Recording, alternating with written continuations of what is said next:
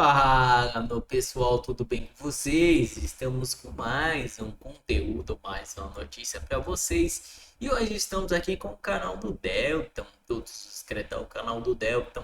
O link do canal dele, pessoal, está aqui na descrição e no comentário fixado. Pessoal, para quem acompanha o nosso canal e quer deixar um apoio, deixe o seu like, se inscreva no canal e ative o sininho de notificações, que você vai estar me ajudando muito aí. Não se esqueçam de deixar um comentário, que é a sua opinião. Deixe um boa tarde, um oi aí também, que ajuda muito esse vídeo chegar para mais pessoas e a gente ganhar um público melhor aí. E sem enrolações, vamos reagir ao vídeo.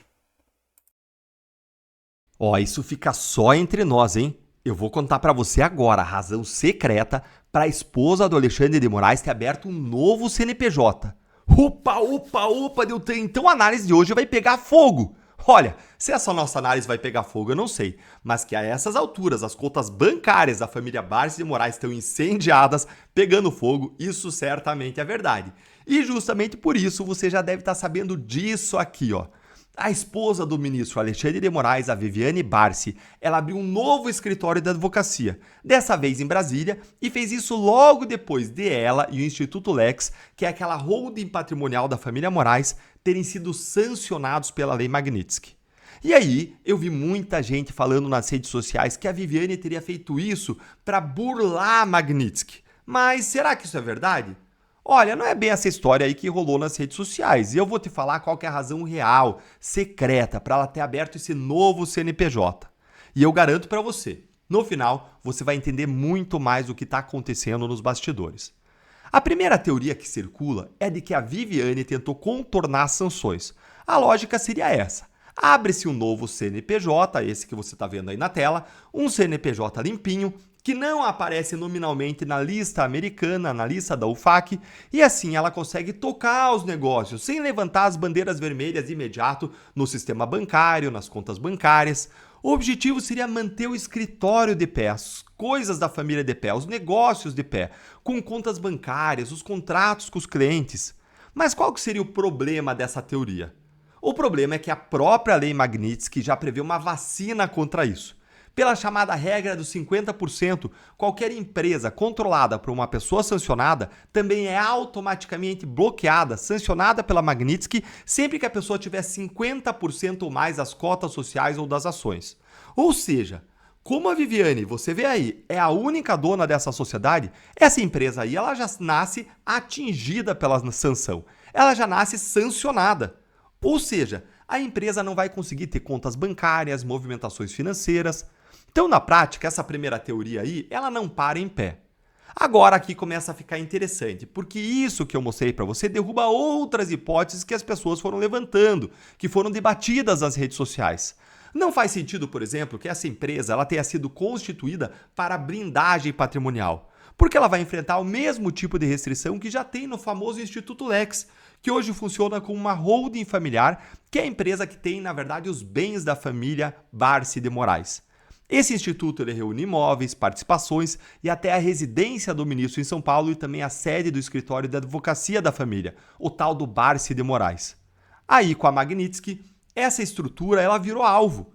O Lex ele foi bloqueado, os filhos do casal já estão sob análise nos Estados Unidos nesse exato momento. Então você criar outra empresa agora, no nome da Viviane, para fazer a mesma coisa, é trocar 6 por meia dúzia, porque é mais uma vez uma empresa que já nasce bloqueada. Mas existe uma outra hipótese, uma outra teoria que quase ninguém comentou e que, na minha visão, é a razão real e secreta para esse novo CNPJ. A Viviane ela pode estar preparando uma saída, e isso mesmo, uma saída até formal, das empresas familiares em São Paulo. Aí ela sai da empresa, sai do escritório Barsi de Moraes e deixa apenas os 3 filhos como sócio. Isso criaria uma justificativa para que os bancos e os clientes possam continuar negociando com o escritório, já agora sem o peso, a restrição que existe sobre o nome dela. Ou seja, eles estão dando uma desculpa para que os bancos, para que os clientes continuem a ter relacionamento com o escritório da advocacia da família, porque agora eles vão poder dizer que a Viviane, que foi sancionada, não faz mais parte do escritório.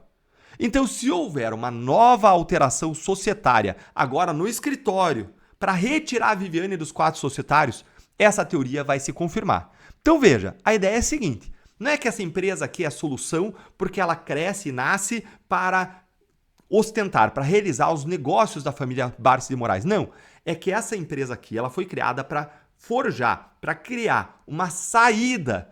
Então veja, a Viviane ela sai, ela monta o escritório de advocacia só dela próprio e em seguida ela sai da empresa de advocacia familiar com a alegação, olha, eu preparei a minha saída, eu estou saindo para advogar agora em nome próprio.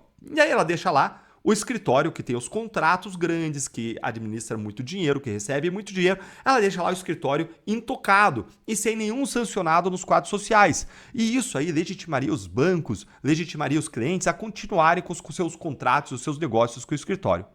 Gente, é claro que a gente está aqui especulando, mas o time ter aberto esse escritório logo depois das sanções mostra que a gente está diante de uma jogada de sobrevivência jurídica, patrimonial e financeira. E você, o que você acha, hein? Foi uma manobra mesmo para salvar o patrimônio? Foi uma forma de seguir trabalhando? Foi uma forma de salvar o escritório da advocacia? Deixa a sua opinião aqui nos comentários, curte, se inscreve no canal e clica no sininho para você não perder nada por aqui. E você é convidado a se tornar membro para você receber análises exclusivas, ter prioridade nas respostas e apoiar de forma mais intensa o nosso trabalho. Ah, e não esquece, lembre que a verdadeira fonte de renda dos ministros do STF hoje não é o salário que eles ganham da União Federal, que vem dos cofres públicos. Não, a grande fonte de renda deles hoje são os escritórios dos filhos, das esposas, porque hoje o que mais se vende em Brasília não é trabalho jurídico técnico, o que mais se vende é acesso, é você ter espaço na agenda do ministro para ir lá despachar, argumentar, apresentar o teu caso, e é claro que ter um relacionamento próximo com os ministros facilita isso. Se já facilita para advogados comuns, imagine para as esposas e filhos dos ministros. Entendeu? Ajudou a entender? Clareou aí? Um grande abraço e até o próximo STF. Até que enfim, pessoal. E olha, atenção, o STF ele quer barrar o impeachment dos ministros, declarando a lei do impeachment inconstitucional, mas o Senado Federal foi contra. Como será que essa história vai acabar, hein? É o que eu vou te contar agora. Gente, o jogo bruto em Brasília está acontecendo nesse exato momento, não só nos corredores do Congresso, ou nas comissões da Câmara, ou então no plenário do Senado, não. O jogo bruto em Brasília está acontecendo especialmente dentro do gabinete do ministro Gilmar Mendes, no STF, o homem mais poderoso da nossa república. Gabinete que ele mesmo, Gilmar, chamou recentemente numa entrevista de Pátio dos Milagres. O que a gente consegue muito bem imaginar o porquê, né? Mas o jogo bruto, ele tem um olho lá em 2026, quando a direita vai tomar o poder no Senado via eleições, e tem o objetivo esse jogo de impedir que Alexandre de Moraes ou qualquer outro ministro do STF venha a sofrer um pedido de impeachment. Eu vou te contar agora como que essa situação aqui vai ser decidida, mas antes, vamos entender que jogo bruto é esse, Deltan, e quem que são os jogadores. Tudo começou com duas ações propostas do STF. Uma foi proposta pelo Partido Solidariedade. Sim, gente, aquele partido, aquele do Paulinho da Força, o mesmo que se tornou relator do PL da Anistia, amiguinho dos ministros do Supremo. Esse PL da Anistia que depois agora virou PL da dosimetria. E a outra ação proposta pela Associação dos Magistrados Brasileiros, que costuma apoiar os ministros do STF sempre, porque o jogo associativo de aumento do salarial, dos salários dos magistrados, depende totalmente da boa relação da associação e do acesso aos ministros. Os ministros, pense, os ministros não precisam de aumento salarial. Os ministros têm aí 1000 fontes de renda. Quem precisa é o juiz lá da ponta. Aí essas ações propostas são duas ADPFs, ou seja, arguições de descumprimento de preceito fundamental, que são basicamente ações que questionam se coisas são ou não constitucionais. E essas, em especial, questionam se são ou não constitucionais os trechos da lei do impeachment que tratam dos ministros do STF. Lei de impeachment lá de 1950. Os trechos específicos questionados são aqueles que prevêem o afastamento cautelar automático de ministros cujo processo de impeachment for aprovado, a redução de salários durante o processo e a legitimidade de qualquer cidadão de propor a denúncia. Basicamente, gente, essas duas ADPFs, elas dizem que esses trechos que eu mencionei violam garantias da lei da magistratura que estão previstas na Constituição. Essas ADPFs, acreditem vocês, caiu nas mãos de quem? De quem? Dele, Gilmar Mendes, justamente o ministro que disse textualmente, num evento político, que o STF não vai aceitar o impeachment de ministro. Pois é, gente, como o mundo é cheio de coincidências, né? Sabe o que mais é engraçado? Gilmar falou isso um dia antes dessas ações todas caírem nas mãos dele. Que conveniente, né, pessoal? Justamente quando o sistema de distribuição lá do STF de processos ia ser auditado, mas aí o STF voltou atrás e barrou a auditagem. Falta transparência, você não acha? Concorda? Deixa o seu like aí quem concorda. E olha só que aí o Senado, neste caso pontual, ainda bem não ficou parado. Pontualmente, o Senado se ergueu, se levantou e encaminhou ao STF um parecer em que defendeu a constitucionalidade da lei do impeachment também para ministros do STF, dizendo que o tribunal deve seguir o que está na lei. Leia aqui comigo esse trechinho de uma nota que foi divulgada aqui pela agência do Senado. Olha aí. A lei do impeachment cumpre o mandamento constitucional que prevê lei especial para definir crimes de responsabilidade e ritos processuais. Também defende que o afastamento cautelar e a redução temporária de vencimentos são provisórios e não violam as garantias da magistratura e que a legitimidade ativa de qualquer cidadão para protocolar pedidos de impeachment concretiza o princípio republicano e assegura o controle social do exercício do poder. E a questão agora é: o STF vai derrubar a lei do impeachment? Vai dizer que é inconstitucional? Se eu conheço bem o ministro Gilmar Mendes e a maneira como ele joga o xadrez político em Brasília, eu apostaria que Gilmar vai segurar essas duas ações para pautá-las no momento mais crítico e mais decisivo da crise política. Se o impeachment de algum ministro de fato avançar no Senado a partir de 2026, ele vai fazer como ele fez na Lava Jato. Ele soltava os réus na sexta-feira. Por quê? Sexta-feira é um dia pior de imprensa, que não divulga tanto, a pessoa tá com a cabeça no final de semana. Ele soltava geral, era na sexta. Mais ainda, Gilmar segurou os pedidos de suspeição do Sérgio Moro por mais de 3 anos, deixando para pautá-los apenas no momento em que ele achou que o cenário político era mais favorável para ele conseguir maioria e no momento em que eles queriam aí derrotar o Bolsonaro. Aí eles pautaram liberar o geral o Lula. E, gente, não deve ser diferente aqui. Se a direita elegeu uma maioria de senadores em 2026 e o impeachment de Moraes avançar, o meu palpite é que aí sim o Gilmar vai destravar essa ação nesse exato momento para dizer que é tudo inconstitucional e fazer tudo travar. O STF ele tá com a faca e o queijo na mão, ou seja, ele tem as ADPFs numa mão e tem o poder para decidir na outra. Você acha que ele não vai cortar e comer esse queijo tendo a faca e o queijo na mão? Ou melhor, você tem alguma dúvida disso? Mas o Senado vai deixar o Gilmar fazer tudo isso incólume, como fez até recentemente, ou vai se erguer como se ergueu nesse parecer? Tudo me indica que depende aí dos ventos políticos que vão soprar com a eleição de 2026, mas eu quero ouvir a sua opinião. Conta aí pra gente nos comentários. Você acabou de assistir a um comentário que eu fiz em um programa da Gazeta do Povo. O jornal que tem no sangue os princípios cristãos conservadores que você e eu compartilhamos.